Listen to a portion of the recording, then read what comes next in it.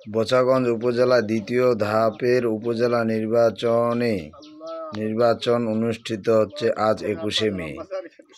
বোচাগঞ্জ উপজেলায় ঘোড়া মার্কার প্রার্থী মোহাম্মদ আফসার আলী সকালে বাবা মায়ের কবর জিয়ারত করে খেতাবগঞ্জ চিনিকল পাইলট উচ্চ বিদ্যালয়ে ৮ নং ওয়ার্ডের ভোট কেন্দ্রে গিয়ে লাইনে দাঁড়িয়ে ভোট প্রদান করেন সকাল ৮টায়।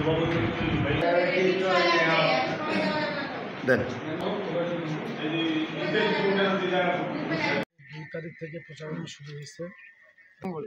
যেভাবে প্রচারণার সময় আমি যে সাড়া পেয়েছি, বোচাগঞ্জের মানুষ ঘোড়া মার্কা প্রতীকে বিপুল পরিমাণ ভোট দিয়ে আমাদের বিজয়ী ইনশাআল্লাহ।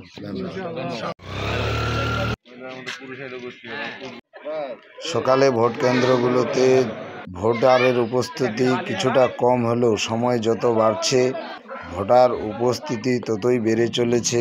আপনি দেখতে পাচ্ছেন মহিলাদের উপস্থিতি অবশ্য অনেকটাই বেশি। বয়স্ক বৃদ্ধ সহ সকল ধরনের ভোটার কিন্তু ভোটে কেন্দ্রের দিকে আসতে শুরু করেছে।